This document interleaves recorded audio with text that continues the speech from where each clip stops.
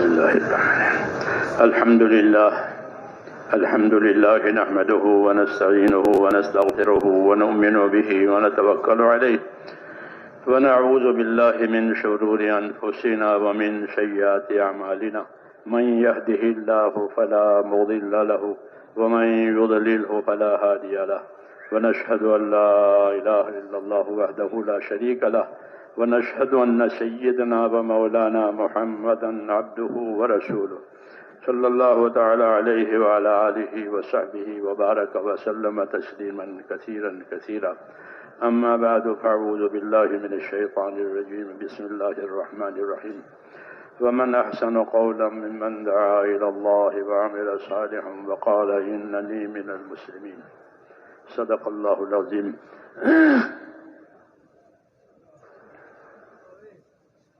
بزرگوں اور پیارے بھائیوں، ہمارے دین میں آدمی کے عمل کا دار و مدار اس کی نیت پر ہے، اس کی نیت پر ہے کہ اس نے کیا نیت کی تھی، دل نے کیا ارادہ کیا تھا، دل نے کیا فیصلہ کیا تھا. یہ سب سے پہلی بات ہے.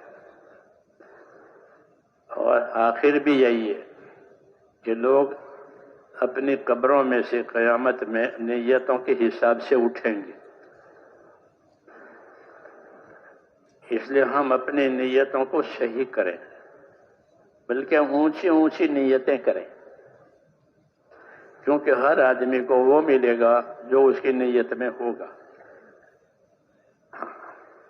یہ بہت آسان کر دیا ہے کہ ہر آدمی کو وہ ملے گا جو اس کی نیت میں ہوگا. دو چیزوں پر مدار رکھا، ایک ما نوا، ایک ما شاء. حدیث پاک میں تو یوں ہے کہ ہر آدمی کو وہ ملے گا جو اس کی نیت میں ہے. انما لامرئ ما نوا. اور چونکہ نیت تو اندر کی چیز ہے، باہر کی کیا چیز؟ کہ لیس للانسان الا ما سعى، کہ آدمی کا حصہ، آدمی کی خیر اتنی ہے جتنی اس کی محنت اور کوشش ہے. تو گویا نیت اور محنت کا پابند بنایا. نیت اور محنت کا انتخاب کرنے میں ہم پابند ہیں کہ بھئی کس نیت سے کام کر رہے ہو، کیا کر رہے ہو، کون سی محنت کر رہے ہو. صحیح یعنی آدمی اپنے اختیار سے جو محنت کرے نتیجے کو سامنے رکھ کر، وہ آدمی کا حصہ ہے کہ اس کی محنت کے بقدر اس کو حصہ ملے گا. محنت کرنے والوں کو زیادہ دیں گے. ہاں، ایک محنت کرنے والوں کو زیادہ دیں گے، ایک ندامت والوں کو زیادہ دیں گے. ہاں، کہ ندامت ہوئی کہ یا اللہ ہوا نہیں، معافی چاہتا ہوں، تو ندامت والوں کو بھی اللہ سنبھال لیں گے اور محنت والوں کو نواز لیں گے. یہ انعام ہے اللہ تعالیٰ کا کہ محنت والوں کو نوازیں گے، ندامت والوں کو سنبھالیں گے. وہ دونوں یہ چیز ہے، کیونکہ ہم سے کمی ہوتی ہے، کوتاہی ہوتی ہے، زیادتی بھی ہوتی ہے. اس کے جواب کے لیے کہ ندامت، اور اپنی کامیابی، اپنی ترقی کے لیے آدمی کی اپنی محنت اور نیت. الحمدللہ اللہ نے یہ کام آسان کر دیا، محنت اور نیت والا. اب ہم سب نیت کریں، نیت کریں کہ کیا نیت کرنی؟ کہ انشاءاللہ موت تک اپنے دین کے مددگار رہیں گے. ہاں، حکم ہے، حکم ہے. کیا حکم ہے؟ کہ یا ایھا الذین آمنوا کونوا انصار اللہ. اے ایمان والو، اپنے دین کے مددگار رہو. ہاں، اور یہ پہلی امتوں سے بھی اس کا تقاضا تھا کہ وہ بھی دین کے مددگار رہیں. ہم سے بھی تقاضا ہے کہ دین کے مددگار رہیں. ہاں، کیونکہ اللہ کی مدد وہ دین کی مدد پر ہے. جب دین کی مدد ہوگی تو اللہ کی مدد ہوگی. اس لیے میرے دوستو، اصل زندگی یہی ہے کہ زندگیوں میں دین آوے، زندگیوں میں دین آوے. جیسے زمین کو روشنی کی بھی ضرورت ہے اور پانی کی بھی ضرورت ہے. زمین کو روشنی کی بھی ضرورت ہے اور پانی کی بھی ضرورت ہے. اس طرح ہماری زندگیوں کو میرے دوستو روشنی کی بھی ضرورت ہے، وہ ہدایت کی روشنی ہے، اس کے ہم محتاج ہیں. اور اس کا پانی، کہ اس کا پانی جو ہے وہ اللہ کے دین کی محنت ہے. رسول صلی اللہ علیہ وسلم کی نبوت میں یہ چیز ہے. رسول صلی اللہ علیہ وسلم کی نبوت میں یہ چیز ہے. فرمایا مثل ما بعثنی اللہ من العلم والہدی کمثل غیث، کہ جو علم و ہدایت دے کر مجھے پروردگار نے بھیجا ہے اس کی مثال ایسی ہے جیسے برسنے والا آسمان سے پانی. آسمان سے برسنے والا پانی کی مثال نبوت کو دی کہ نبوت اور علم و ہدایت جو اللہ تبارک و تعالیٰ نے آپ صلی اللہ علیہ وسلم کو دی اور جس کے ساتھ آپ کو بھیجا گیا ہے وہ بارش کے پانی کی طرح کے. کہ بارش کے پانی کی کیا خاصیت ہے؟ جیسے دواؤں کی خاصیت ہوتی ہے، اسباب کی خاصیت ہوتی ہے، کہ بارش کے پانی کی کیا خاصیت ہے؟ بارش کے پانی کی خاصیت یہ ہے کہ وہ دنیا کی چیزوں میں حیات لاتی ہے. پانی کی خاصیت کہ پانی حیات لاتا ہے. زمین پر پانی برس گیا، زمین کو حیات مل گئی، ہر چیز اگ گئی، زعفران سے لے کر جو تک، زعفران سے لے کر کے جو تک. جو ادنا درجے کی چیز، زعفران اعلیٰ درجے کی چیز، یہ دونوں پانی کی محتاج ہے. ایسے ہی زمین پر بسنے والی مخلوق وہ اپنی حیات میں پانی کی محتاج ہے. وَجَعَلْنَا مِنَ الْمَاءِ كُلَّ شَيْءٍ حَيٍّ، کہ ہم نے ہر چیز کو پانی اس کے ذریعے سے حیات بخشی ہے. تو اصل تو قدرت اللہ کی ہے، لیکن پانی کو اللہ نے اس کا سبب اور ذریعہ بنایا اور حاجتیں پانی اس کی طرف پیدا کر دی ہر جاندار کی، اور وہ اس کی زندگی کے بقا کا ذریعہ بن گیا. حضور صلی اللہ علیہ وسلم اپنی حدیث پاک میں یہ فرماتے ہیں کہ مجھے اللہ نے جو علم و ہدایت دے کر بھیجا ہے وہ بارش کے پانی کی طرح سے ہے. تو اس طرح بارش کے پانی کے بغیر کوئی چیز زمین میں زندہ نہیں رہ سکتی. ایسا آپ صلی اللہ علیہ وسلم کے علم و ہدایت کے بغیر کوئی بھی انسان کامیاب نہیں ہو سکتا، نہ انفرادی زندگی میں نہ اجتماعی زندگی میں. کامیابی کا دار و مدار اسی پر ہوگا اور اللہ کی مدد بھی اسی پر آئے گی، کیونکہ نبیوں کے ساتھ اللہ کی مدد ہوتی ہے. ایک خاص بات ہے، نبیوں کے ساتھ اللہ کی مدد ہوتی ہے. دو چیزیں ہوتی ہیں، ایک نبیوں کے ساتھ حالات ہوتے ہیں، ایک نبیوں کے ساتھ مدد ہوتی ہے. دونوں چیزیں ہوتی ہیں. کیا ان پر حالات بھی آتے ہیں؟ سب سے زیادہ حالات کہ نبیوں پر آتے ہیں، اور وہ حالات برداشت کر کے اپنا کام کرتے ہیں، اپنی ذمہ داری پوری کرتے ہیں. کیونکہ اللہ تعالیٰ ان سے پوچھیں گے کہ آپ نے کیا کیا. ان کا کوئی اعزازی مسئلہ نہیں ہے صرف، بلکہ ذمہ داری کا مسئلہ ہے کہ اللہ تعالیٰ نبیوں سے پوچھیں گے. فَلَنَسْأَلَنَّ الَّذِينَ أُرْسِلَ إِلَيْهِمْ وَلَنَسْأَلَنَّ الْمُرْسَلِينَ، کہ ہم ان سے بھی سوال کریں گے جن کے پاس ہم نے رسول بھیجے ہیں، امتوں سے، قوموں سے، اور نبیوں سے بھی سوال کریں گے کہ آپ نے کیا کیا. اس لیے نبی اپنی ذمہ داری پوری کرتے ہیں، اور ذمہ داری پوری کرنے میں انت تک کوشش کرتے ہیں کہ ہاں وہ کسی چیز کی پرواہ نہیں کرتے سوائے امر الہی کے.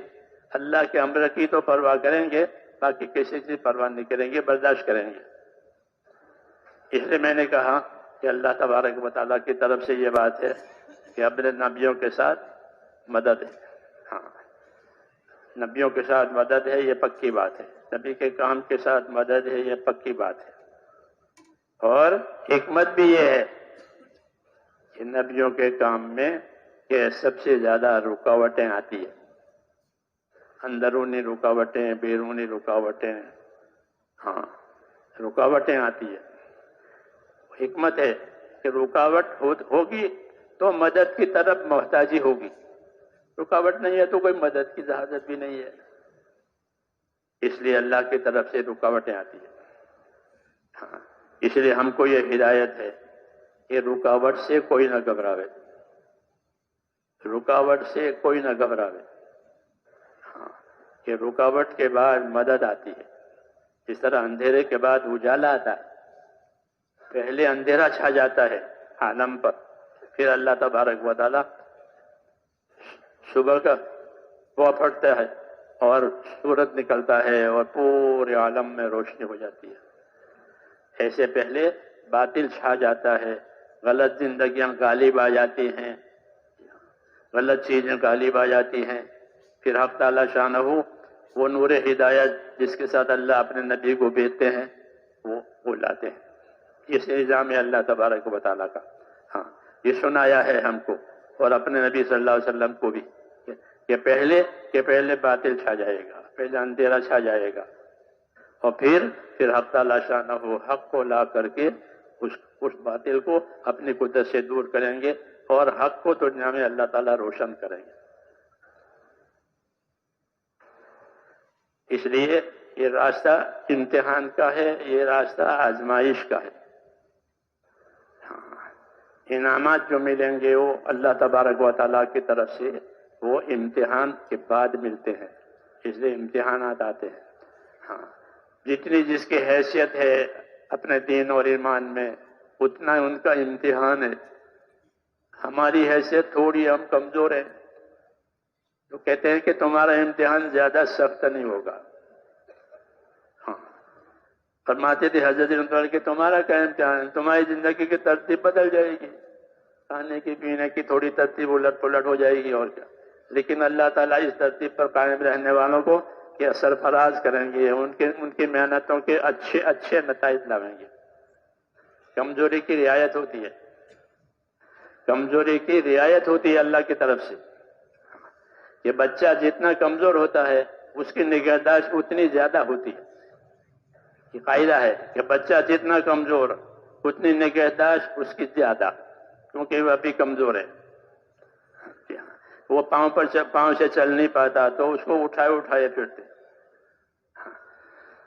ایسے ہی اللہ تعالیٰ کی یہ ترتیب ہے کہ جتنا ضعف اتنی مدد، جتنا ضعف اتنی مدد۔ حدیثوں میں ہے کہ اللہ تمہاری مدد کرے گا تمہارے کمزوروں کی وجہ سے، قابلیت کی وجہ سے مدد نہیں ہوتی، کمزوری کی وجہ سے مدد ہوتی ہے۔ قابلیت سے تو ترقی ہوتی ہے، قابلیت سے ترقی ہوتی ہے، اور کمزوری ہوتی ہے تو مدد ہوتی ہے۔ اللہ کے انعامات زیادہ ہیں، اس لیے کہا کہ اگر کمزوری ہے تو گھبرانے کی بات نہیں ہے کہ کمزور کے ساتھ اللہ کی مدد ہوتی ہے۔ بَهَلْ تُرْزَقُونَ وَتُنْصَرُونَ إِلَّا بِضُعَفَائِكُمْ، کہ تمہاری مدد جو ہوگی وہ تمہاری کمزوروں کی وجہ سے ہوگی۔ جو لوگ کمزور ہیں، ناتواں ہیں، کہ ان کی وجہ سے تمہاری مدد ہوگی۔ ماں باپ کی وجہ سے بیٹے کو روزی ملتی ہے، کیونکہ ماں باپ بوڑھے ہو گئے، وہ کما نہیں پاتے، اولاد بھی چھوٹی چھوٹی ہے وہ بھی کما نہیں پاتی، کہ ان دونوں کی وجہ سے ان بچوں کے باپ کو اور ماں باپ کے بیٹے کو اللہ روزی دیتا ہے۔ وہ یہ سمجھتا ہے کہ میں کماتا ہوں، میں ان کو کھلاتا ہوں، کہ نہیں، لَعَلَّكَ تُرْزَقُ بِهِ، تو یہ نہ سمجھ، بلکہ ایسا ہی ہو سکتا ہے اللہ کے علم میں کہ تجھے ان کمزوروں کی وجہ سے اللہ روزی دے رہا ہے تاکہ تو ان کو کھلاوے۔ تو اللہ تعالیٰ کی مدد کا یہ معاملہ ہے کہ جب یہ کمزور ہو جاتے ہیں اور اپنی حد تک اپنا یہ کام کر لیتے ہیں تو پھر حق تعالیٰ شان اپنی مدد کے دروازے کھولتے ہیں۔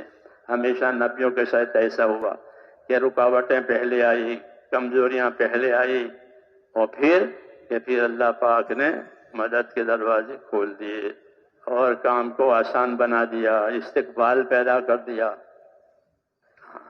تو نبی استقبال سے پہلے کام کا استقبال نہیں ہے، بلکہ کام میں رکاوٹیں ہیں، کام میں دشواریاں ہیں۔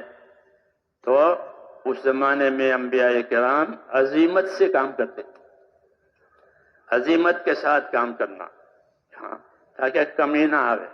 اور جب رکاوٹیں ہو گئی تو شکر گزار بن کے کام کرنا، شکر گزار کے بعد اللہ نے رکاوٹیں ختم کر دی ہے کہ اب زیادہ کرو شکر گزاری۔ نبیوں کی یہی تعلیم ہے، نبیوں کے یہی طریقہ ہے کہ جب تک رکاوٹ ہے کہ اپنی حد تک اپنی محنت کو کرتے ہیں، استغفار بھی کرتے ہیں، اور اب رکاوٹ ختم ہو گئی اور آسانی آ گئی تو اب بے فکری نہیں ہے، بلکہ اللہ کی طرف رجوع اور اللہ کی طرف توجہ اور زیادہ۔ جی ہاں، سورہ فتح نازل ہونے کے بعد حضور صلی اللہ علیہ وسلم کی محنت بڑھ گئی۔ سورہ فتح نازل ہوئی جن میں فتح مکہ کی بشارت اور دوسری بشارتیں، تو ان بشارتوں کے بعد آپ کی محنت بڑھ گئی، عبادت بھی بڑھ گئی، پاؤں پر ورم آنے تک کی۔ یہ کیا بات ہے کہ اللہ تعالیٰ نے میرے لیے آسانی فرما دی، تو کیا میں اللہ تعالیٰ کا شکر گزار بندہ نہ بنوں؟ یہ سنت ہے کہ ناگواری اور رکاوٹ کے زمانے میں نا امید نہ بنے کوئی بھی، نا امید کوئی نہ بنے کہ اب نہیں ہوگا، ختم کہ نہیں۔ مدد اس کے پیچھے ہے، رکاوٹوں کے پیچھے مدد ہوتی ہے۔ جی ہاں، اور جب مدد آ جائے تو پھر کہ اب اپنا حوصلہ بڑھا کر کے اب جو ذمہ داری آئی تھی اس کو زیادہ سے زیادہ اور اچھے سے اچھا بنانا۔ یہ نبیوں کا طریقہ رہا ہے کہ اپنے کام کو اچھا سے اچھا بنانا۔ کیوں؟ کہ اب کوئی رکاوٹ نہیں ہے۔ یہ نبیوں کا اللہ تعالیٰ نے اسی رخ سے چلایا ہے، سب نبیوں کو۔ اس لیے یہ ترتیب رہے گی اللہ تبارک و تعالیٰ کی کہ ناگواریاں پہلے آوے گی اور مددیں بعد میں آوے گی۔ اور اللہ کی مدد اتنی ملے گی جتنی ذمہ داری پوری کی جائے گی۔ حدیث پاک میں ہے کہ المعونۃ علی قدر المعونہ، کہ اللہ کی مدد اتنی ملے گی جتنی ذمہ داری پوری کی جائے گی۔ اصل ذمہ داری ہے حیات اور موت، ان کے بیچ میں جو مرحلہ ہے وہ ذمہ داریوں کے پورا کرنے کا مرحلہ ہے۔ خلق الموت والحیات لیبلوکم ایکم احسن عملا، کہ اللہ نے حیات کو بھی پیدا کیا ہے، موت کو بھی پیدا کیا۔ موت ایک چیز ہے جو اللہ نے اس کو قدرت سے پیدا کی ہے، کہ موت صرف عدم کا نام نہیں ہے، بلکہ موت ایک چیز ہے جس کو اللہ نے پیدا کیا ہے۔ اس طرح حیات، کہ حیات کو بھی پیدا کیا اور موت کو بھی پیدا کیا۔ مشہور مفسر حضرت قتادہ رضی اللہ تعالیٰ تفسیر کے بڑے عالم ہیں، وہ فرماتے ہیں کہ دنیا حیات اور موت کا گھر ہے۔ کوئی گھر خالی نہیں جس میں حیات نہ ہو، موت نہ ہو۔ ہر گھر میں حیات بھی ہوگی، ہر گھر میں موت بھی ہوگی، بچے پیدا بھی ہوں گے اور مریں گے بھی۔ تو وہ فرماتے تھے کہ دنیا حیات اور موت کا گھر ہے۔ اچھا، حیات اور موت کو کیوں پیدا کیا؟ صرف قدرت دکھانے کے لیے نہیں، قدرت تو نظر آتی ہے حیات اور موت میں، بلکہ اس کے پیچھے ایک چیز اور ہے۔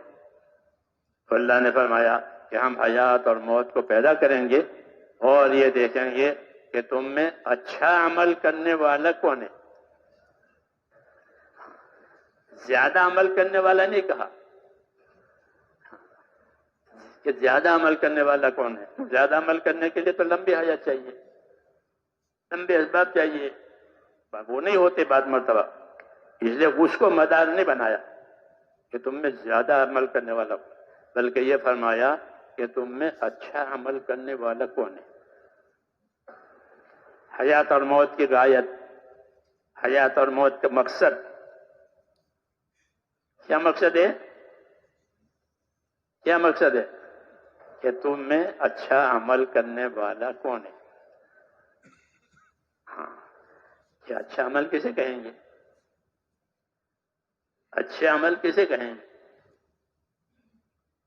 علماء نے فرمایا کہ اچھا عمل یہ ہے کہ اللہ کی اطاعت پر پابندی کرے،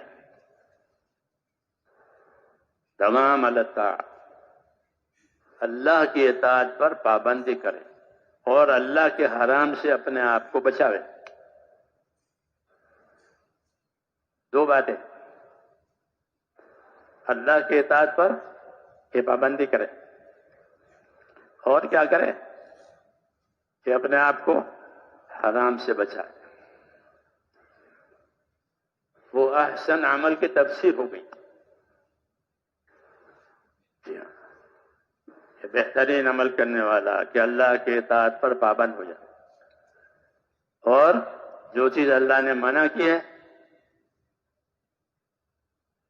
اسے اپنے آپ کو بچائے۔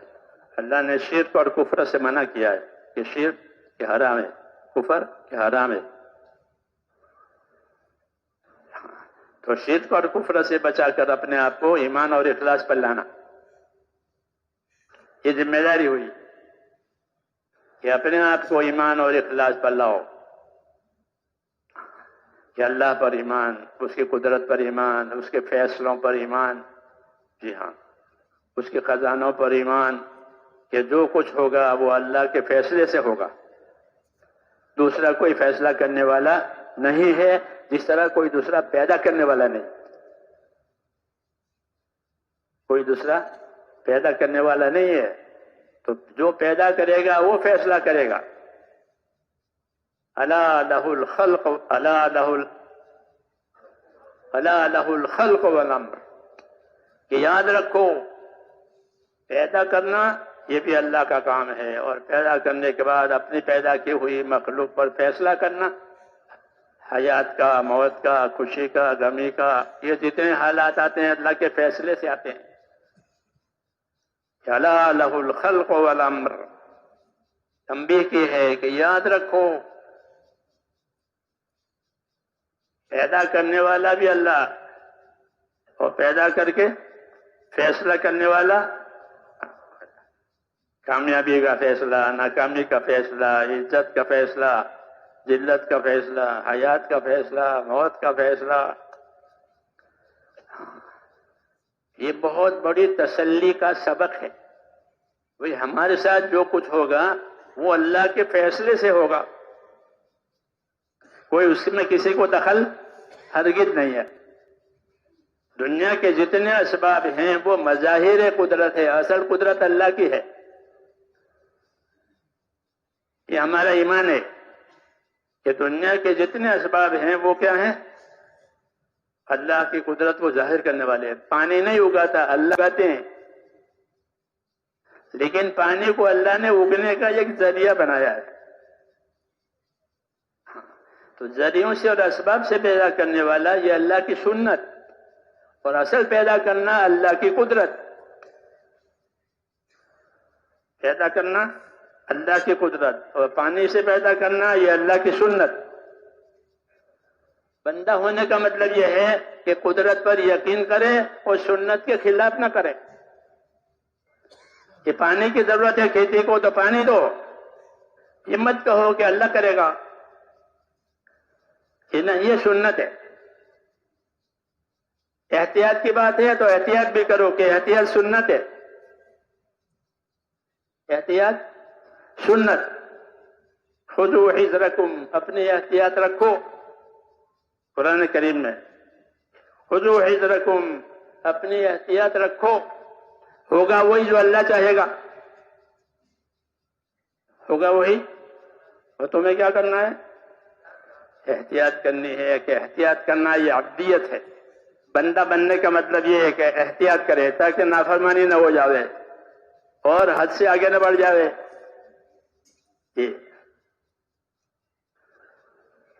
بندہ ہے، بشر ہے، انسان ہے، اس کے ساتھ انسانی ضرورتیں بھی لگی ہوئی ہیں، دوسری چیزیں بھی لگی ہوئی ہے. اس لیے ہوتا ہے قدرت سے، اللہ ظاہر کرتے ہیں اسباب سے. جی ہاں، اسباب کہ اسباب میں دو باتیں ہیں. ایک اسباب میں یہ بات ہے کہ وہ اللہ کی قدرت کو اور اللہ کے فیصلے کو ظاہر کرتی ہے. جسے کھیتی، زمین یا کھیتی کو اگاتی ہے، تو اللہ پوچھتے ہیں کہ بتاؤ تم اگاتے ہو کہ ہم اگاتے ہیں؟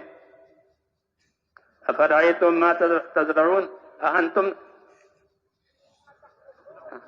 کہ جو تم زمین جوتتے ہو تو بتاؤ کون اگاتا ہے؟ کون اگاتا ہے؟ کہ اللہ اگاتے ہیں. خالی زمین جوتنے سے نہیں ہوتا، بلکہ اللہ اگاتے ہیں اس کے پیچھے. تو جن اسباب کو لینے کا اللہ نے حکم دیا ہے، ان اسباب کو لینا، یہ سنت، یہ سمجھ کر کے کہ یہ اللہ کی سنت ہے. اور باقی ان اسباب کے بعد کیا ہوگا کہ جو اللہ چاہے گا وہ ہوگا. اللہم انت الاول فلیس قبلک شیء وانت الاخر فلیس بعدک شیء، کہ اللہ اول ہے، اس سے پہلے کوئی نہیں، اللہ آخر ہے، اس کے بعد کوئی نہیں.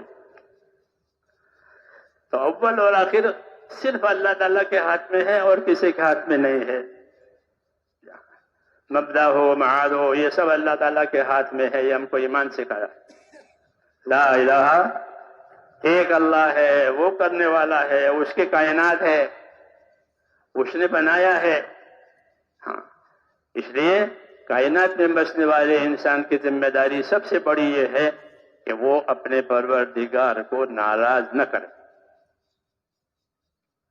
ان لم تکن ساخطا علی فلا ابالی، حضور صلی اللہ علیہ وسلم طائف میں کہہ رہے ہیں، طائف میں بہت تکلیف آئی، لیکن کوئی بات نہیں، یہ ساری تکلیف اللہ تیرے راستے میں ہے، لیکن تو ناراض نہ ہو تو پھر مجھے اس کی کوئی پرواہ نہیں ہے. ان لم تکن ساخطا علی فلا ابالی غیر ان عافیتک اوسع لی، یہ بشریت ہے کہ تو ناراض نہیں ہے، پھر مجھے کسی چیز کی پرواہ نہیں ہے، کسی تکلیف کی پرواہ نہیں ہے، کسی نقصان کی پرواہ نہیں. باقی اللہ تو جانتا ہے کہ میں انسان ہوں، میں تو تیری عافیت کا بھی محتاج ہوں.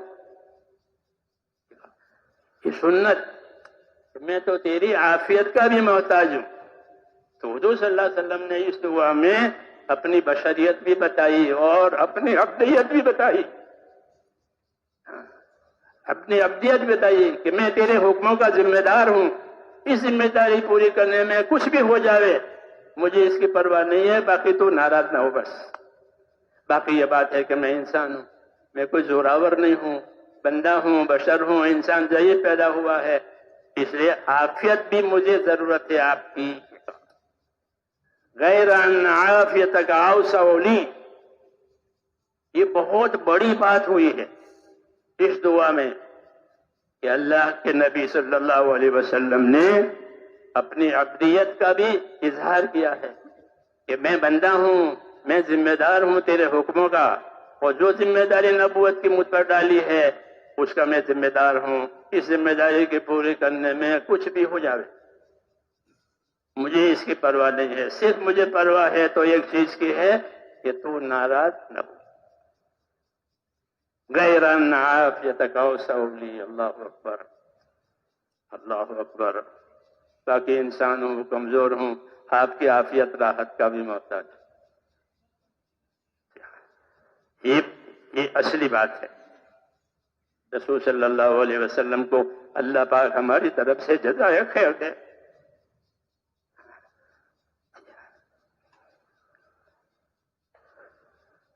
تو میں نے کہا کہ ہمارے اوپر اللہ کی طرف سے ذمہ داریاں ہیں، اور اللہ کی مدد اتنی آئے گی جتنی ذمہ داری پوری کی جائے گی.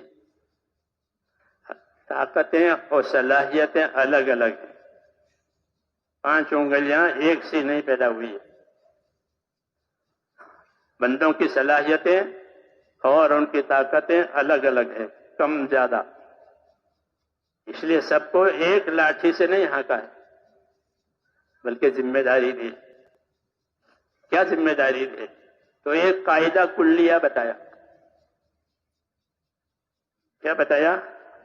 ایک قاعدہ کو فرمایا علیکم بما تطیقون، علیکم بما تطیقون. کیا مطلب ہے اس کا؟ اس کا مطلب یہ ہے کہ تمہارے پاس جتنی طاقت ہے اتنا تو ضرور کرو. علیکم کا مطلب یہ ہے، علیکم لزوم کے لیے عربی زبان میں، عربی زبان میں علیکم اس کے معنی لازم ہے. زمانوں سے کہا کہ شادی نہیں کر سکتے ہیں تو روزے کرو، علیکم بالصیام، تو علیکم کا روزہ ضرور رکھو تاکہ زمانے کی شرارت سے محفوظ ہو جاؤ. تو وہ علیکم میں لزوم ہوتا ہے. تو فرمایا علیکم بما تطیقون، تمہاری جتنی طاقت ہے اپنی ذمہ داریوں کے پورا کرنے کی، خدمت کرنے کی، نصرت کرنے کی، عبادت کرنے کی، اتنا تو ضرور کرو. علیکم بما تطیقون، اس سے زیادہ نہیں. کتنی طاقت ہے اللہ خوب جانتا ہے. پھر اللہ کی ایک سنت یہ ہے کہ طاقت سے بڑھ کر ذمہ داری اللہ ہم پر نہیں ڈالیں گے. یہ بھی ہے طاقت سے بڑھ کر کہ ہماری ایک چیز کی ہمارے اندر طاقت نہیں ہے تو وہ ذمہ داری اللہ ہم کو نہیں دیں گے. ان میں طاقت نہیں ہے، بلکہ جتنی طاقت گھٹے گی اتنی ذمہ داریوں میں آسانیاں آئے گی. کہ وضو نہیں کر سکتے کہ تیمم کر لو، وضو نہیں کر سکتے، پانی نقصان دیتا ہے یا پانی ہے ہی نہیں یا پانی حاصل کرنا مشکل ہے، تو ان عوارض میں اور ان حالات میں کیا آسانی.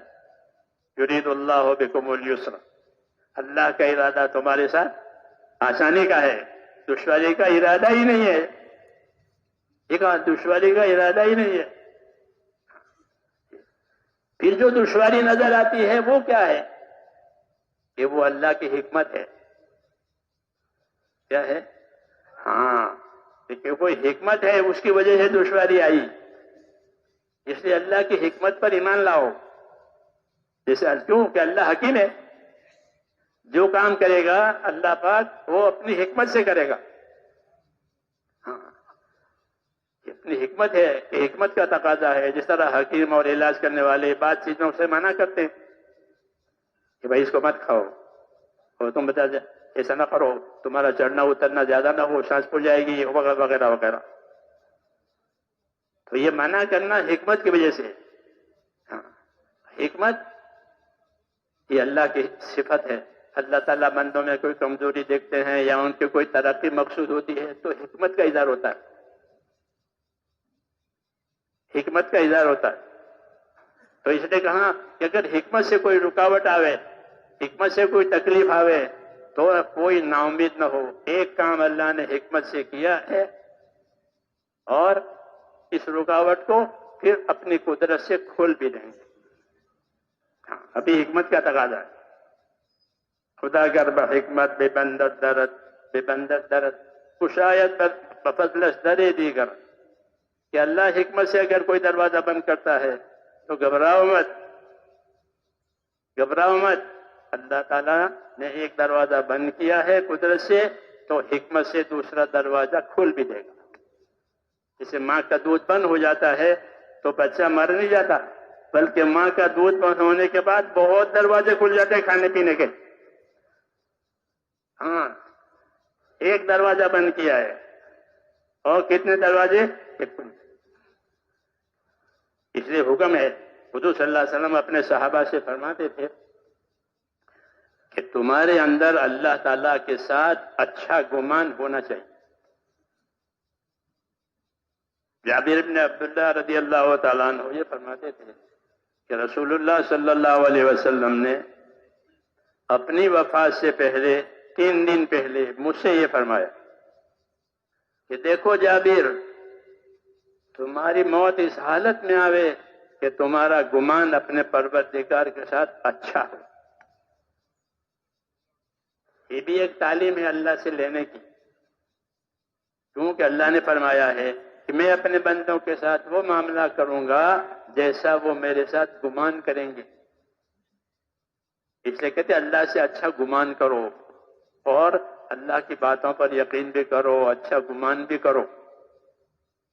حضرت مولانا محمد الیاس صاحب رحمۃ اللہ علیہ فرماتے تھے کہ شیطان آدمی کو جس طرح گناہوں میں ڈال کر کے، خواہشوں میں ڈال کر کے اللہ سے دور کرتا ہے، ایسا نا امید بنا کر کے بھی اللہ سے دور کرتا ہے۔ کہ اللہ سے اچھا گمان رہا، نا امیدی ہو گئی کہ نا امیدی ہمارے مذہب میں نا امید ہونا اللہ سے کفر ہے۔ نا امید ہونا کہ کفر ہے، الیاس من اللہ کفر، اللہ سے نا امید ہو گئے۔ کیوں؟ اللہ کمزور ہو گیا؟ نہیں، حکمت ہے کہ حکمت سے اللہ تعالیٰ اپنے امور کو ظاہر کرتے ہیں کہ اب کیسے ہوگا، یہ قدرت سے ہوگا، قدرت سے ہوگا۔ جو زوال آیا ہے وہ بھی قدرت سے آیا ہے، جو کمال آئے گا وہ بھی قدرت سے آئے گا۔ زوال آتا ہے تو وہ کیسے آتا ہے؟ کمزوری آتی ہے کہ وہ بھی قدرت سے ہے۔ پھر کمال آتا ہے تو کمال کیسے آئے گا؟ وہ بھی قدرت سے آئے گا۔ تو انسانی زندگیوں میں زوال اور کمال یہ قدرت کا مظہر ہے، قدرت کا مظہر، قدرت دکھانے کے لیے کہ بچپن آیا تو کمزوری آئی، پھر جوانی آئی پھر طاقت آئی، پھر جوانی کے بعد کمزوری، من بعد ذوفن قوۃ وشیبہ، کہ پھر اس کے بعد کمزوری، پھر بڑھاپا، ناتوانی آ گئی۔ یوں سورج کی گردش کے سورج چڑھتا ہے، عروج ہوتا ہے اور اس کو کوئی دیکھ نہیں سکتا، پھر اس کا زوال آ گیا۔ یہ دنیا کے حالات ہے، یہ کہ اللہ تعالیٰ نے دنیا کو حالات کا گھر بنایا ہے، یوں کہتے ہیں۔ کیا بنایا ہے؟ حالات کا گھر بنایا ہے۔ حالات میں کیا ذمہ داری ہے؟ کہ حالات میں ذمہ داری ہماری یہ ہے کہ ایک تو ہم اللہ تعالیٰ سے نا امید نہ بنیں۔ کبھی آدمی کے مطلب کی چیز تاخیر سے آتی ہے، تاخیر سے آتی ہے۔ ہمارے بہت سے دوست ابھی ہیں، وہ مولانا اولاد نہیں ہے، اولاد کے لیے دعا کرو۔ اللہ کی شان ہمارے ساتھی، ان کے ہاں اولاد 20 برس کے بعد ہوئی، وہ بھی زندہ ہے۔ جی ہاں، کہ اولاد نہیں ہے، دعا ماں کو اللہ قدرت والے ہیں، اس کے فیصلے کا وقت ہے، ہر چیز اللہ کے ہاں ایک مقدار سے ہوتی ہے۔ یہ سب اللہ کی سنتیں ہیں۔ آدمی جو ہے جلد باز ہے۔ حدیث میں، قرآن پاک میں آدمی کو کہ وہ کان انسان عجولا، کہ آدمی جلد باز ہے، اور دوسری صفت کہ آدمی جھگڑلو ہے، وہ کان الانسان اکثر شیء جدلا۔ یہ دو اس کی کمزوریاں ہیں کہ وہ جھگڑے پیدا کرے اور اجلت پیدا کرے جلدی سے ہو، کہ نہیں، یہ دو باتیں نہیں ہوگی۔ اللہ تعالیٰ اپنا کام اپنی ترتیب سے کریں گے۔ ایسا ہوتا ہے۔ تو 20 سال کے بعد بیٹا پیدا ہوا، وہ بیٹا جوان انجینئر بن گیا پڑھ لکھ کر کے۔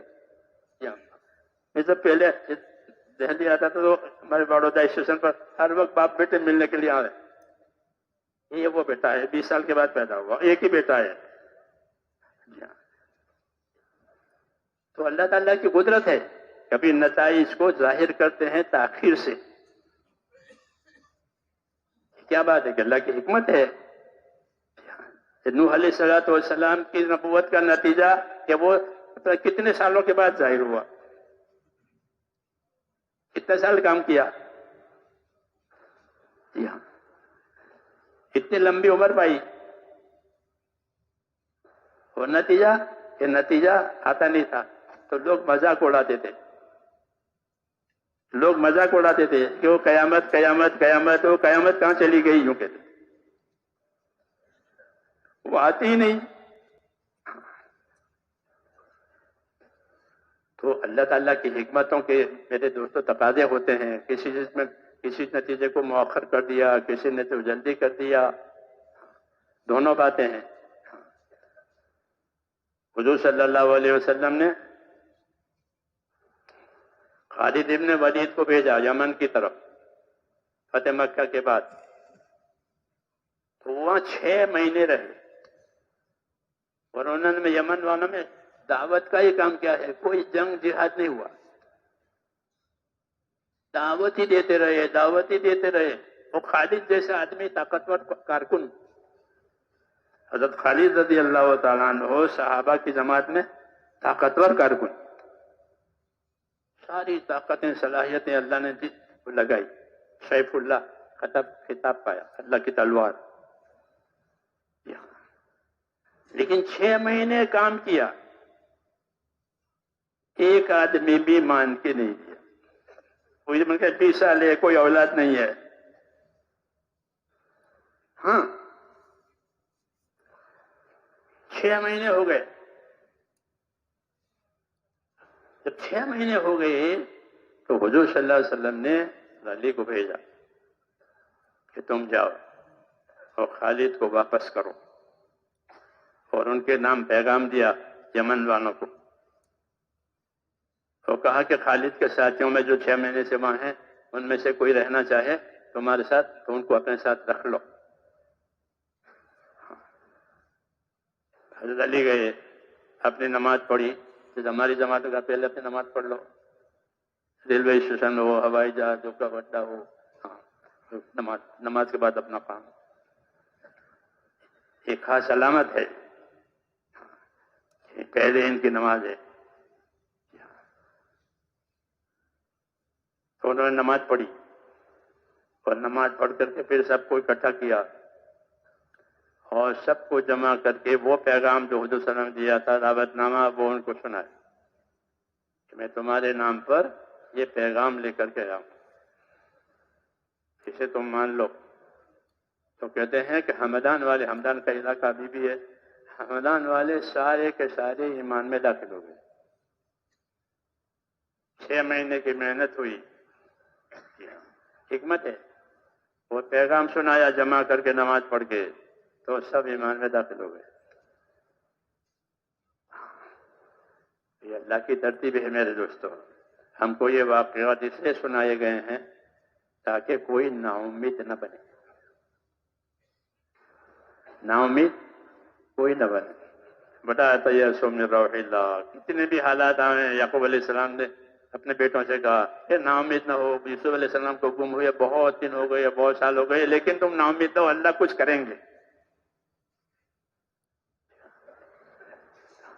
کیسے کریں گے؟ کیسے کریں گے؟ قدرت سے کریں گے۔ مولانا الیاس صاحب رحمۃ اللہ علیہ فرماتے تھے کہ ہم کو اللہ نے نبیوں کے قصے سنائے۔ کس کے قصے؟ نبیوں کے۔ کیوں؟ کہ اس امت کو نبیوں والا کام کرنا ہے، یہ نبیوں والا کام کریں گے، اپنے دین کے مددگار رہیں گے۔ ہمارے ذمہ ہے کہ ہم اپنے دین کے مددگار رہیں، کونو انصار اللہ، مددگار رہو اللہ کے دین کے، کہ اپنا دین سیکھو، اپنا دین سکھاؤ، اپنے دین کے لیے راستہ بناؤ، ہاں، تاکہ وہ پانی کی طرح، بارش کے پانی کی طرح سے ہر جگہ پہنچ جائے۔ یہ ذمہ داری، اس لیے ہم کو نبیوں کے قصے سنائے کہ نبیوں پر اللہ تعالیٰ حالات لائے، پھر حالات کو اٹھائے، وہ حالات کو بنائے۔ تو کیسے بنائے؟ کہ قدرت سے بنائے، رواجی طریقوں سے نہیں بنایا، بلکہ قدرت سے، کہ حالات سارے ٹوٹ گئے، کوئی ایسا کوئی صورت ایسی نہیں ہے سہارے کی، سارے سہارے ٹوٹ گئے۔ اب کون مدد کرے گا؟ کہ اللہ مدد کرے گا۔ لقد کان فی قصصہم عبرۃ لأولی الالباب، کہ نبیوں کے قصے میں عبرت ہے، سبق حاصل کرنے کی چیز ہے، عبرت سبق حاصل کرنے کی چیز ہے، من گھڑت باتیں نہیں ہے۔ ما کان حدیث یفترا، کوئی من گھڑت قصے کہانیاں نہیں ہے، بلکہ صحیح بات ہے. تو فرماتے تھے کہ ہم کو نبیوں والا کام کرنے کی وجہ سے نبیوں کے قصے سنائے ہیں کہ نبیوں کے سامنے رکاوٹیں آئی، حالات آئے، کوئی مددگار نہیں ہے، کوئی پرسان حال نہیں ہے، تو اب کیا کریں گے وہ؟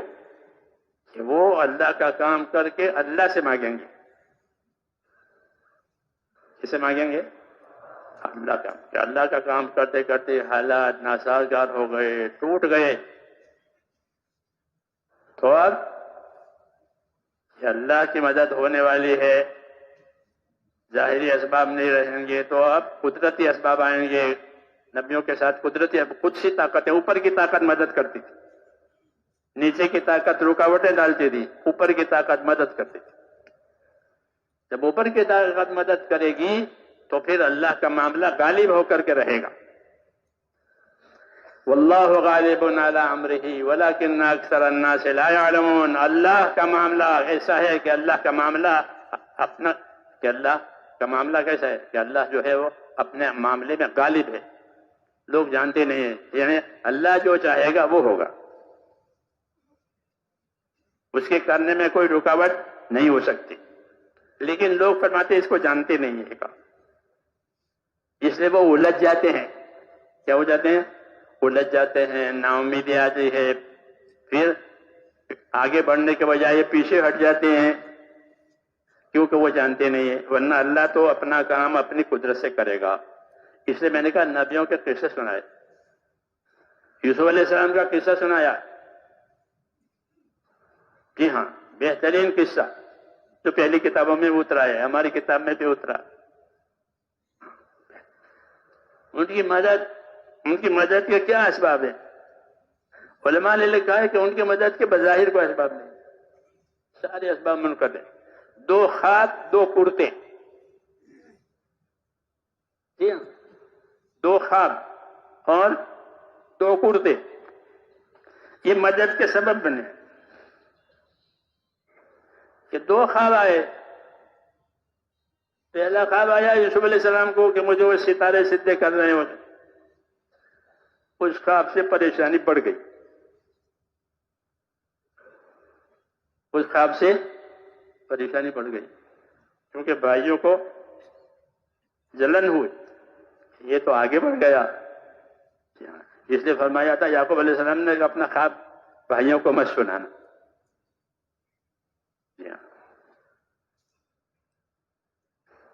ورنہ شیطان اپنا کام کرے گا. شیطان دشمن ہے، ان شیطان عدو مبین.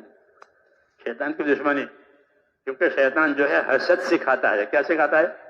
ہاں، اس کے پاس حسد کی مایا ہے.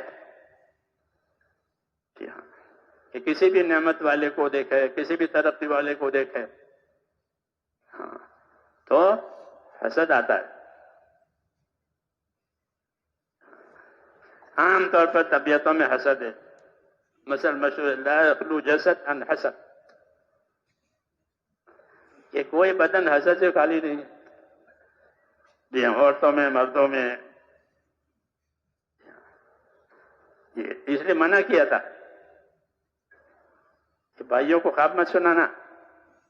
لیکن بہرحال وہ تو بات جب منہ سے نکلتی ہے تو شاید وہ جم جاتی ہے. تو وہ بات بھائیوں تک آ گئی، بھائیوں میں جلن پیدا ہوئی.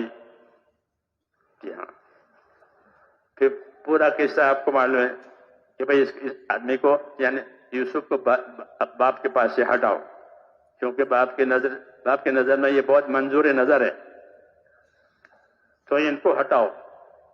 پھر باپ کی نظر ہم پر پڑے گی. یہ حسد کا یہ طریقہ ہوتا ہے. اسلام میں حسد کو حرام کیا، ہمدردی کو لازم کیا کہ حسد نہ ہو، ہمدردی ہو. حسد نہ ہو، ہمدردی ہو. الدین النصیحہ. ہاں، الدین النصیحہ، کہ دین خیر خواہی کرنے کا نام ہے، بھلا چاہنے کا نام ہے.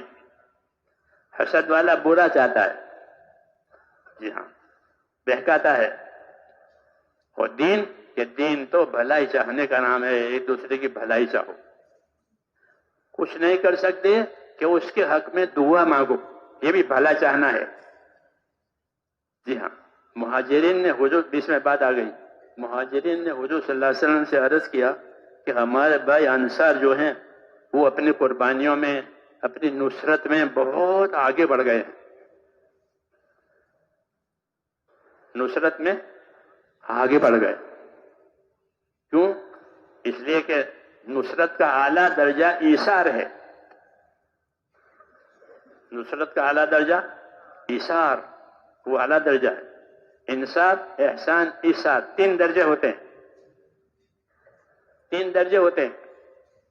مدد کہ ایک انصاف سے کرو، جو اپنے لیے پسند کرو وہ دوسرے لیے پسند، اس کو انصاف کہتے ہیں۔ اس سے اوپر کا درجہ احسان، کہ اپنی طرف سے اس کے لیے سہولت کر دیا، ایک روٹی ہے تو کہ آدھی تو کا آدھی میں کھاؤں، یہ احسان۔ اور احسان سے اوپر ایثار، کہ میں نہیں کھاتا تو کھا، ایک روٹی ہے لیکن میں نہیں کھاتا تو کھا۔ یہ مثال ہے ایثار کی، کہ انہوں نے دین کے کام کرنے میں مہاجرین کے ساتھ ایثار سے کام لیا، یعنی ان کی حاجتیں بھی پوری نہیں ہوئی لیکن ان کی حاجت پوری کر دی۔ حضرت فرماتے تھے کہ ان کے گھروں میں لوگ رہے مدینہ جا کر کے، انصار نے گھر دیے، وہ تو صلی اللہ علیہ وسلم کو گھر دیا۔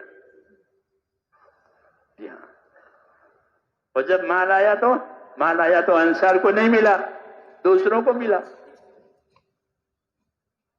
جی ہاں، لیکن انصار کے دل میں کوئی جلن نہیں ہوئی،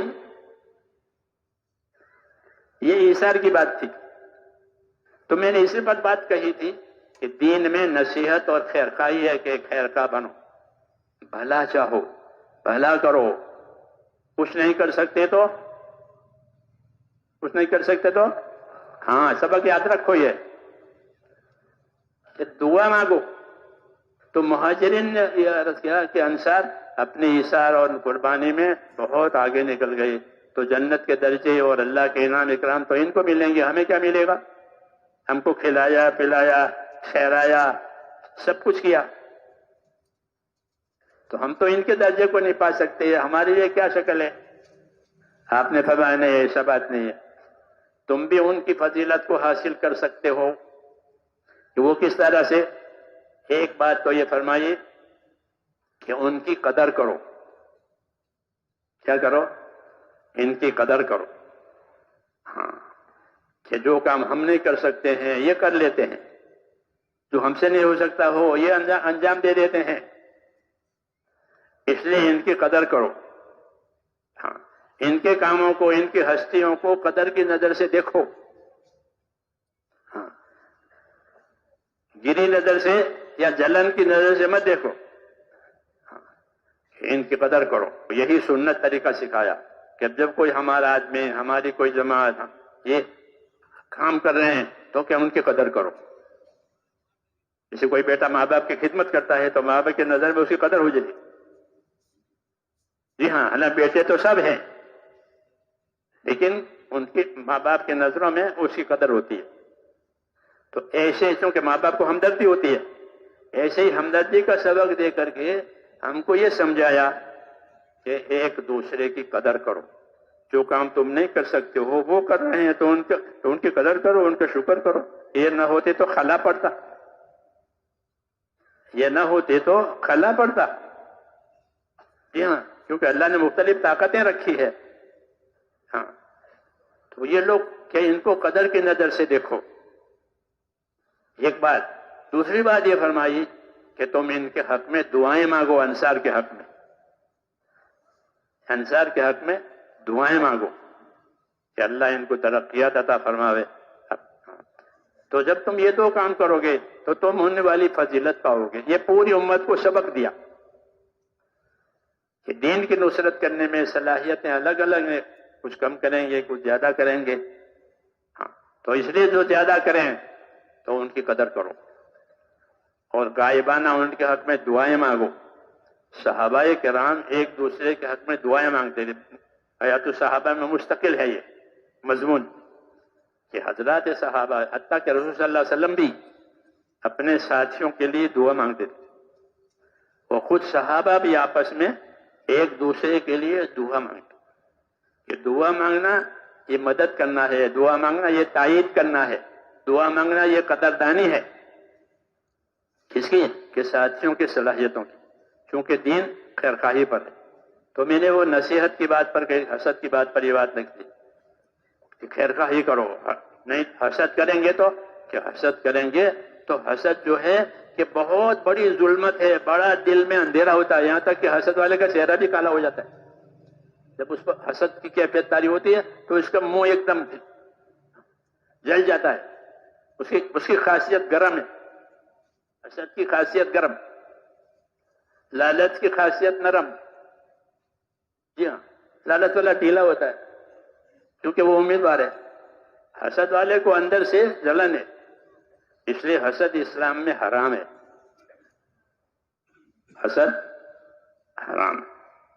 قابلیتیں مختلف ہونے کی وجہ سے حسد ہوتا ہے. مالی قابلیت، علمی قابلیت، دوسری قابلیتیں الگ الگ اللہ نے دی ہے. وہ اللہ کی حکمت ہے کہ 5 انگلیاں ایک سے نہیں بنائی ہے. مختلف کام کرنے پڑتے ہیں. ہاں، مختلف کام کرنے پڑتے ہیں، دین ہو کہ دنیا ہو.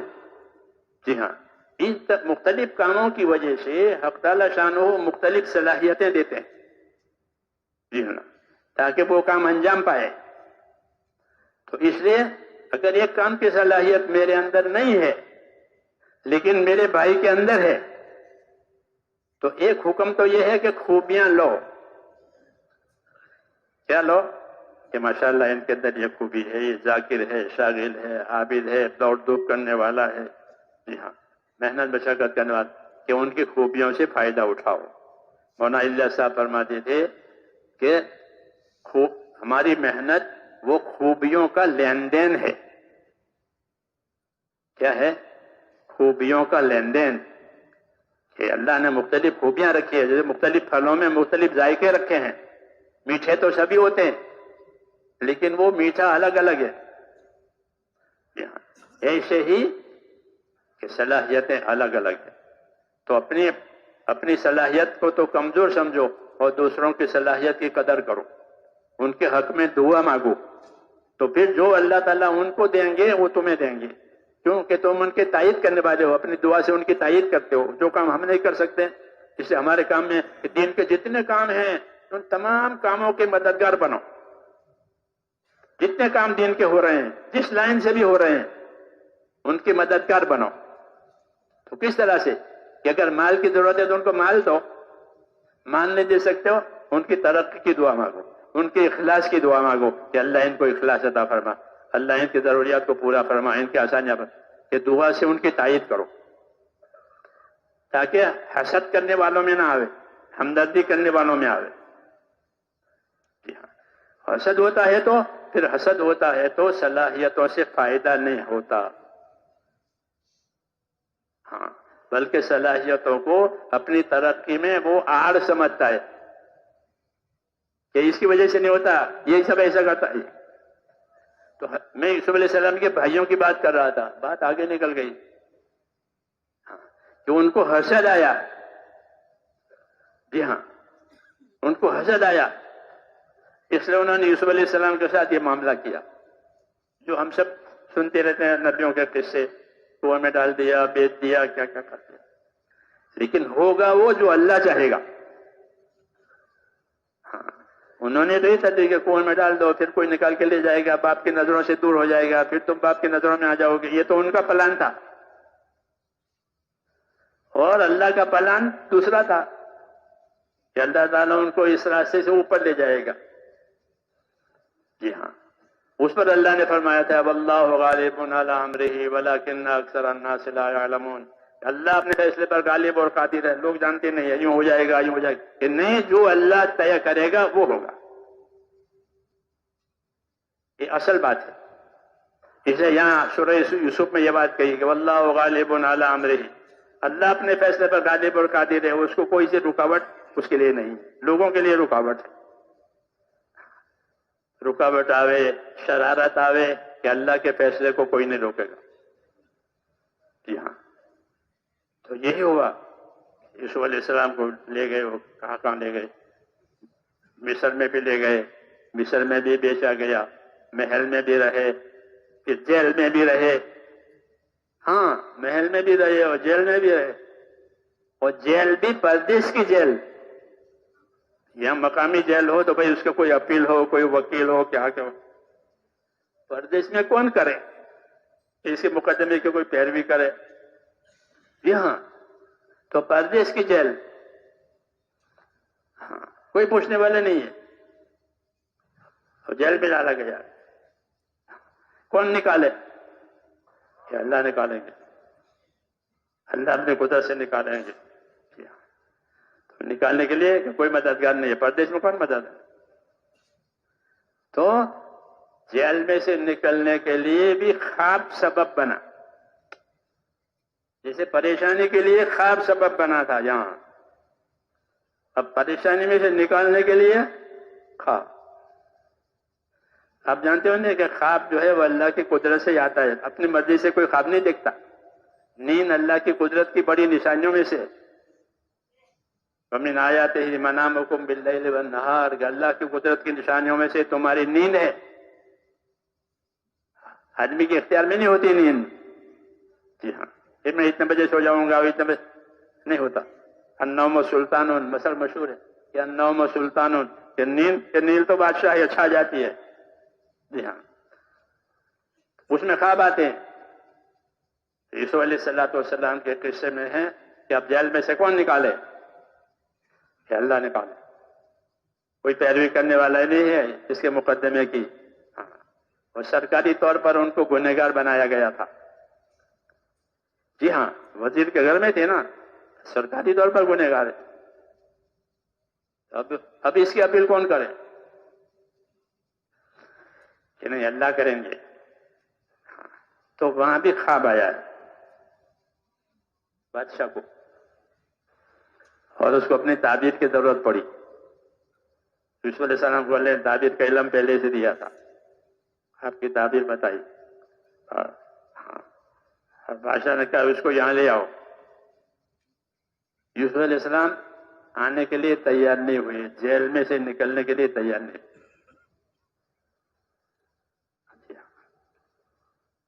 کیوں؟ فرمایا پہلے میرے مقدمے کی صفائی کرو، اس کی تحقیق کرو، سرکاری طور پر اس کی تحقیق کرو، میرا گناہ کیا ہے، میں تمہارے احسان سے باہر نہیں آؤں گا۔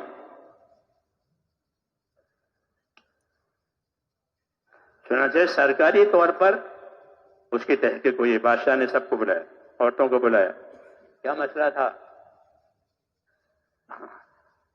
تو بات صاف ہو گئی کہ ان کا کوئی گناہ نہیں، ما علمنا علیہ من سوء، اس کا کوئی قصور نہیں ہے، عورتوں نے بھی کہا۔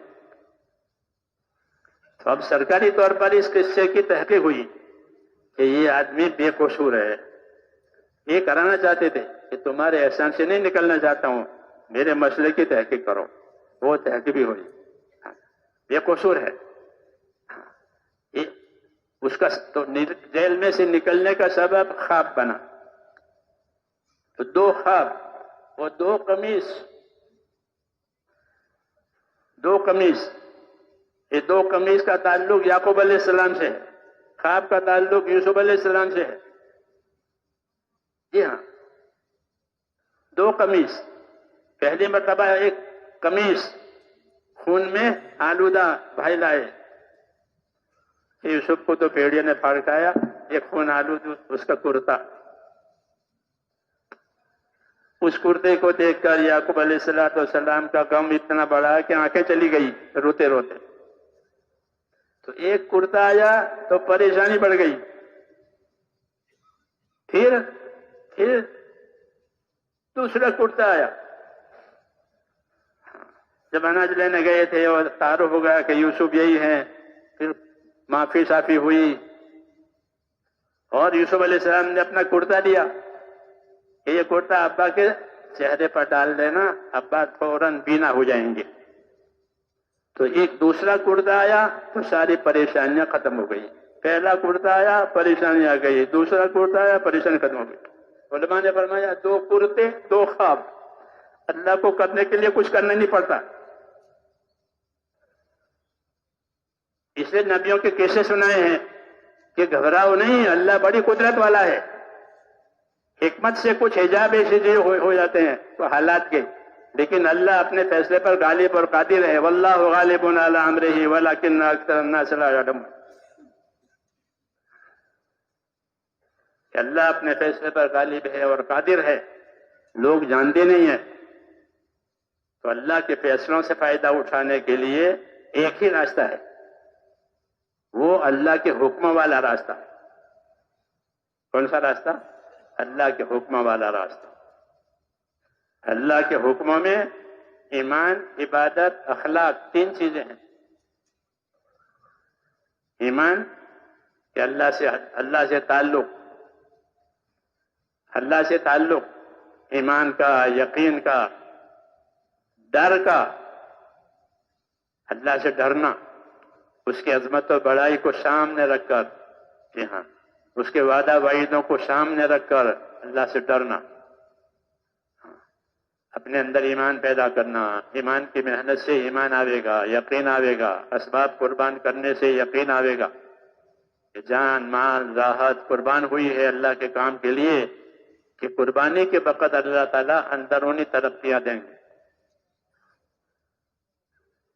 ایمان کے لیے ایمان کی محنت، ایمان کی دعوت، اور اللہ کی مدد کے لیے اللہ کی عبادت. ایاک نعبد و ایاک نستعین روزانہ پڑھتے ہیں، اے اللہ تیری ہی عبادت کریں گے، تجھی سے مدد لیں گے. عبادت اللہ کے سوا کسی کی نہیں ہوگی، اور مدد بھی اللہ کے علاوہ کوئی نہیں کرے گا. تو اللہ کی مدد اللہ کی عبادت سے ہوگی. نماز سے مدد آئے گی، صدقات سے مدد آئے گی، ذکر سے مدد آئے گی، دوسروں پر احسان کرنے سے مدد آئے گی، دعا سے مدد آئے گی. دعا سے مدد آئے گی. مدد کے راستے بہت کھولے ہیں اللہ تعالیٰ نے. اسلام میں بڑی خوبیاں ہیں، جی ہاں، بہت. کہ اللہ سے لینے کے راستے بہت، اللہ کو راضی کرنے کے راستے بہت، جی ہاں. اس لیے دین آسان ہے، اللہ نے دین کو آسان کیا ہے، مگر دین کو سیکھنا ضروری ہے. کیا کرنا؟ کہ دین کو سیکھنا ضروری ہے. جو چیز اللہ نے فرض کی ہے اس کا سیکھنا فرض ہے. جو چیز اللہ نے حرام کی ہے اس کو حرام جاننا اور اس کو پہچاننا یہ ضروری ہے، تاکہ حرام میں مبتلا نہ ہو جائے.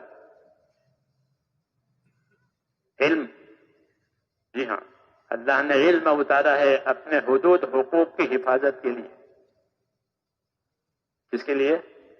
اللہ کے حدود، اللہ کے حقوق، اس کی حفاظت کے لیے اللہ نے علم اتارا ہے نبیوں پر. اور کوئی چیز نبیوں پر نہیں آئی، مال، متاع، یہ چیزیں نہیں آئی، بلکہ اللہ نے نبیوں پر علوم اتارے ہیں، تاکہ جو لوگ ایمان لا کر اللہ تعالیٰ سے وابستہ ہوئے ہیں اس وابستگی کا کیا حق ہے. ایک آدمی نوکری سے وابستہ ہوتا ہے تو اس کو بتایا جائے کہ یہ آپ کی ذمہ داری ہے.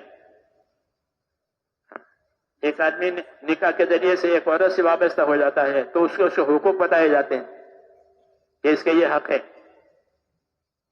مولانا جی صاحب فرماتے تھے کہ دنیا حقوق ادا کرنے کی جگہ ہے اور آخرت بدلہ پانے کی جگہ ہے. دنیا حقوق ادا کرنے کی جگہ ہے اور آخرت یہ بدلہ پانے کی جگہ ہے. جو حقوق ادا کر کے جائے گا وہ بدلہ پائے گا. اچھا، آخرت کے بدلے میں اور دنیا کے بدلے میں فرق ہے. آخرت بدلے میں، دنیا کے بدلے میں کیا دنیا میں بدلہ ملتا ہے؟ آخرت میں بدلہ ملے گا.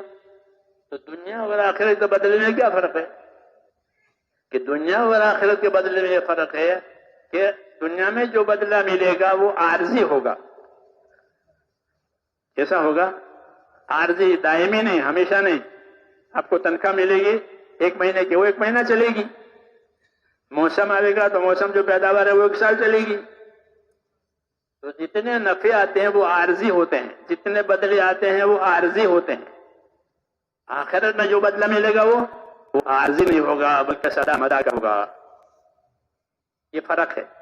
اس لیے آخرت پر ایمان لانا فرض ہے کہ آخرت پر ایمان لا کر پھر اپنی ذمہ داری جو اللہ تعالیٰ نے دی ہے وہ کرو کہ اس سے ہم آخرت چاہتے ہیں اور کچھ نہیں چاہتے. دنیا چاہیں گے تو آپ سے دنیا والے جھگڑیں گے. ہاں دنیا چاہو گے تو آپ سے جھگڑیں گے. آخرت چاہو گے تو کہ اس میں جھگڑے کی جگہ ہی نہیں ہے. ہاں آگے وہ جتنے چاہو لو, جتنے چاہے لو. فاستبقوا الخیرات. زمین کے جھگڑے ہوتے ہیں, مال کے جھگڑے ہوتے ہیں, جی ہاں, عورتوں کے جھگڑے ہوتے ہیں, جی ہاں. آخرت کوئی جگہ, آگے بڑھو جتنا لے سکتے ہو. تو دنیا کے بدلے عارضی ہوتے ہیں, آخرت کے بدلے دائمی ہوتے ہیں. اس لیے ہمارا رخ اللہ تعالیٰ نے آخرت کی طرف کیا ہے کہ آخرت والے بنو. کونوا من ابناء الآخرہ ولا تکونوا من ابناء الدنیا, کہ تم آخرت کے سپوت بنو, آخرت کے فرزند بنو, دنیا کے فرزند نہ بنو. آج عمل کا دن ہے, حساب نہیں ہے, کل کو حساب عمل نہیں ہے. تو اس لیے ہمارے سامنے آخرت رکھی گئی ہے کہ کام کی ذمہ داری آخرت بنانے کے لیے کرنی ہے. کس کے لیے کرنی ہے؟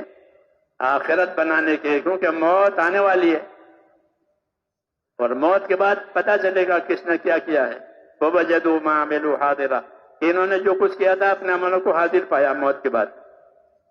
تو اس لیے ذمہ داری ڈالی ہے اور موت کو پیدا کیا ہے تاکہ وہاں کے نتائج جو اصل نتائج ہیں اس کی تیاری کرنے کے لیے یہ وقت دیا گیا ہے. ہاں اس میں ایمان بھی ہے, عبادات بھی ہے, اخلاق بھی ہے اور بندوں کے حقوق ہیں, اور یہ سارا سرمایہ آخرت بنانے کے لیے کرنا ہے. ہاں, اور کوئی غرض نہیں ہوگی. جب یہ آخرت کو سامنے رکھ کر اللہ کو رضا کرنے کے لیے کریں گے تو اللہ تعالیٰ ان کی کوششوں میں نور ڈالیں گے. ان کی کوششیں نور بنے گی, نور ہدایت. المخلصون ہم مصابیح الہدی, حدیث شریف میں ہے المخلصون ہم مصابیح الہدی, کہ جو اخلاص والے ہیں وہ ہدایت کے چراغ ہیں. ان کے ذریعے سے ہدایت پھیلے گی. جس طرح اغراض والوں کے ذریعے سے فتنے پھیلتے ہیں, اغراض والوں سے فتنے پھیلتے ہیں, کٹ کٹاؤ ہوتا ہے, ایسے ہی اخلاص والوں کے ذریعے سے فتنے ختم ہوں گے اور اللہ تعالیٰ ہدایت لاوے گا. ہدایت کا راستہ یعنی اللہ تک پہنچنے کا راستہ, اور ایسا پہنچنے کا راستہ کہ جب آدمی پہنچ جاوے تو اللہ تعالیٰ کو راضی پاوے. کیسا پاوے؟ اللہ سے راضی ہو گئے. رضا کا راستہ اللہ نے ہم کو یہ دین کا کام دیا ہے. ہاں, اور اس کے لیے محنت دی ہے, اس کے طریقے دیے ہیں, اور یہی ہماری زندگی کا اصلی کام ہے. باقی ہماری ضرورتیں ہیں, ضرورتوں کو ضرورت کے درجے میں رکھا جائے گا, کام کو کام کے درجے میں رکھا جائے گا. یہ صحیح ترتیب ہے. ہاں, وہ ترتیب بگڑ گئی ہے. جی ہاں, یہ ضرورتوں نے مقصد کی جگہ لے لی اور مقصد ضرورت کی جگہ پر آ گیا. گھڑی دیکھ کر دن کا کام کرتے ہیں, دنیا کا کام میں گھڑی نہیں دیکھتے. جی ہاں, کہ نہیں, یہ ضرورت کے درجے میں ہے. جی ہاں, اللہ تعالیٰ نے ہماری ضرورتوں کے پورا کرنے کے بھی اسباب بنائے ہیں اور ان اسباب میں لگنا اس کے بھی طریقے بتائے ہیں. تو مسلمان کی زندگی تو صبح سے شام تک دین ہی دین ہے. کھاوے تو, کماوے تو, شادی کرے تو, تجارت کرے تو, دین ہی دین. مولانا یوسف رحمۃ اللہ علیہ فرماتے تھے کہ ہمارے دین میں ہر شعبے کے فضائل ہیں, ہر شعبے کے مسائل ہیں. ہمارے دین میں ہر شعبے کے فضائل, ہر شعبے کے مسائل. یہ نہیں کہ خالی 5 ارکان کے فضائل ہے, کلمہ, نماز, روزہ, زکات, فضائل اعمال. 5 ارکان کے بھی فضائل ہیں, اور 5 ارکان کے علاوہ دین کے جتنے شعبے ہیں سب کے فضائل. تجارت کے فضائل ہیں, زراعت کے فضائل ہیں, مزدوری کے فضائل ہیں, عہدوں کے فضائل ہیں, عہدوں کے فضائل ہیں. عہدہ, اقتدار, یہ اس کے بھی فضائل ہیں. جی ہاں, انصاف کرنے والا حاکم جو ہے وہ اللہ کے عرش کے سائے کے نیچے ہوگا. جی ہاں, عہدہ اور اقتدار، اس کی اصل غایت انصاف کرنا، حقدار کو حق پہنچانا، وہ اصل ہے۔ اگر وہ ایسا کرتا ہے تو ایسا انصاف کرنے والا حاکم اور بادشاہ وہ قیامت میں اللہ کے عرش کے سایہ کے نیچے ہوگا، اور اس کی دعا ایسے قبول ہوتی ہے جیسے افطار کرتے وقت روزے دار کے قبول ہوتی ہے۔ حاکم کی دعا قبول ہوتی، خلفائے راشدین سب مستجاب الدعوات، صحابہ کرام ان کی دعوتیں دعائیں ہر وقت قبول ہوتی تھی۔ یہ فضائل ہیں کس کے؟ کہ اقتدار کے، عہدے کے، تجارت کے فضائل، کھیتی کے فضائل، مزدوری کے فضائل، یہ تو ذریعہ معاش ہے، اس کے فضائل ہیں اور اس کے مسائل بھی ہیں۔ یہ تجارت کے مسائل، حلال حرام، اور تجارت کے فضائل، تجارت میں کیا ملے گا؟ کہ سچا اور ایماندار تاجر اللہ کے عرش کے سائے کے نیچے ہوگا۔ کھیتی کے فضائل، کھیتی کھڑی کر رکھی ہے، ابن عباس فرماتے تھے کہ کھڑی کھیتی تسبیح پڑتی ہے اور اس کا ثواب کھیتی والے کو ملتا ہے۔ کھڑی کھیتی تسبیح پڑتی ہے اور اس کا ثواب، اور اگر اس میں نقصان ہوا، جانور چر گئے، چور چوری کر گئے، پرندے چگ گئے، نقصان ہوا، کہ جو نقصان اس کا ہوا ہے اس نقصان کی وجہ سے اللہ اس کو صدقے کا ثواب دے گا۔ چور تو چوری کر گیا، اس کے لیے تو وبال ہے مال، لیکن اس کا جو نقصان ہوا اس میں اس کو صدقے کا ثواب ملے گا۔ تو فرماتے تھے ہمارے ہاں تو ہر شعبے کے فضائل ہیں، ہر شعبے کے مسائل ہیں۔ کھیتی کرنے کے شریعت میں طریقے ہیں کہ کس طرح کھیتی کرو گے، کون سا طریقہ جائز ہے، کون سا طریقہ ناجائز ہے، اس کو مسائل کہتے ہیں۔ نبی طریقہ سمجھانے کے لیے آیا ہے، ورنہ اپنی ضرورت راحت کی رغبت تو ہر ایک میں ہوتی ہے، مگر اس کو طریقہ بتانا ہے کہ دین تو طریقوں کا نام ہے۔ دین کس کا نام ہے؟ نبوت کے طریقے، اس کو شریعت کہتے ہیں، شرائع کے مختلف طریقے ہیں، اور وہ بہت آسان ہے، وہ بہت آسان ہے، ساری انسانیت کے لیے اللہ نے اس کو آسان کر دیا ہے۔ تو حضرت فرماتے تھے ہمارے ہاں تو ہر شعبے کے فضائل ہیں، ہر شعبے کے مسائل ہیں۔ مسلمان تو دنیا دار ہوتا ہی نہیں، مسلمان دنیا دار نہیں ہوتا، دنیا دار تو کافر ہوتا ہے کہ وہ دنیا ہی جانتا ہے، آخرت کو وہ مانتا نہیں ہے۔ ان ہی الا حیاتنا الدنیا نموت ونحیا وما نحن بمبعوثین، یہی دنیا ہے، مریں گے جئیں گے پھر کچھ نہیں ہے، یہ اس کا عقیدہ، یہ باطل ہے۔ بلکہ جس طرح ماں کے پیٹ سے لا کر کے اللہ نے ایک دنیا دکھائی ہے، ایک عالم دکھایا ہے، موت کے بعد دوسرا عالم دکھائیں گے، اس میں کرنے نہ کرنے کی بات ہوگی، یہاں ضرورت پورا کرنے نہ کرنے کی باتیں ہوتی ہے، وہاں کرنے نہ کر کیا کیا تھا، کیا نہیں کیا تھا، حکم کتنے پورے ہوئے تھے، اس کو آخرت کہتے ہیں۔ آخرت اصل ہے، کیوں کہ آخرت کو بقا ہے، آخرت کو بقا ہے، اس کو خلود کہتے ہیں، ہمیشہ کے لیے۔ حضور صلی اللہ علیہ وسلم نے قسم کھا کے یہ بات فرمائی کہ میں خدا کی قسم کھا کے یہ بات کہتا ہوں جس کے قبضے میں میری جان ہے، کہ مرنے کے بعد انسان کے لیے یا تو جنت ہے یا دوزخ ہے، تیسری جگہ نہیں ہے۔ یہ بات قسم کھا کے فرمائی۔ والذی نفس محمد بیدہ ما بعد الموت دار الا الجنت او النار، میں اس پروردگار کی قسم کھا کے کہتا ہوں جس کے قبضے میں میری جان ہے، کہ آدمی کے مرنے کے بعد کوئی ٹھکانہ نہیں، یا جنت یا دوزخ۔ اس لیے اپنے لیے ایک راستہ طے کرنا اور اس پر قائم رہنا، اس کا حق ادا ہونا، یہ ہماری ذمہ داری ہے، اور یہ راستہ آسان ہے۔ ملک و مال کا راستہ مشکل، مال والے بنو، ملک والے بنو، یہ مشکل اور تنگ۔ یہ راستہ آسان اور وسیع، غریب بھی کر سکے، مالدار بھی کر سکے، بیمار بھی کر سکے، تندرست بھی کر سکے، اس راستے کو اللہ نے آسان فرمایا ہے۔ اس لیے ہدایتیں آئی ہیں، اس کی محنت کرنے کی بھی ہدایت ہے اور اس پر عمل کرنے کی بھی ہدایت ہے۔ کہ محنت کرنے سے اس راستے پر عمل کرنے کی استعداد پیدا ہوگی. دین کی محنت سے دین پر چلنے کی استعداد پیدا ہوتی ہے. محنت نہیں ہوتی ہے تو پھر غفلت اور جہالت کی وجہ سے وہ استعداد جل جاتی ہے اندر سے. پھر مشکل ہو جاتا ہے دین. نماز مشکل، ہر بات مشکل. اور اگر دین کی محنت ہوئی تو پھر آہستہ آہستہ ہر بات آسان ہو جائے گی. وعدہ ہے اللہ تعالیٰ کہ محنت پر ہم آسان کریں گے، غریب کے لیے بھی، مالدار کے لیے بھی، سب کے لیے. الدین و یسر، حدیث شریف میں ہے کہ دین آسان ہے، لیکن آسانی کے طریقے بتائے گئے ہیں. اس لیے میرے بھائیوں، ہم اصل ذمہ دار ہیں اللہ تعالیٰ کے دین کے. اللہ تعالیٰ کے دین کی یہ امت ذمہ دار ہے. یہ امت دین کو سنبھالے گی، دین کی مدد کرے گی، دین کے لیے راستہ بناوے گی. یہ اس کی ذمہ داری ہے.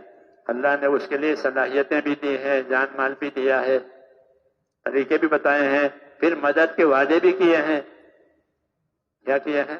کہ مدد کے وعدے کیے کہ ہم دین کے کام میں تمہارے مددگار. مولانا الیاس صاحب فرماتے تھے کہ دین کا کام کر کے اللہ کی مدد کا یقین نہ کرے وہ آدمی فاسق ہے. اور آیت پڑھتے تھے فمن کان مؤمنا کمن کان فاسقا. دین کے کام میں کہ اللہ کی مدد ضرور ہوتی ہے. یہ وعدہ ہے تاکید کے ساتھ کہ ہم دین کے مددگاروں کی ضرور مدد کریں. کبھی تاخیر سے ہوگی، کبھی جلدی سے ہوگی. جس میں نے کہا نہیں کہ خالی 6 مہینے کام کیا، کچھ بھی نہیں ہوا. ہزاری نے پیغام سنایا اور سب لوگ داخل ہو گئے. حکمت ہے اللہ تعالیٰ کی. اس لیے اللہ کی قدرت کا بھی یقین، اس کی حکمت کا بھی یقین، اور اپنی کمزوری کا اعتراف کر کے اللہ سے دعا بھی مانگنی ہے. ہمارا ایک ہتھیار دعا بھی ہے. کیا ہے؟ کہ اللہ سے دعا مانگو. اللہ اپنی قدرت ظاہر کرے گا تمہاری دعاؤں پر.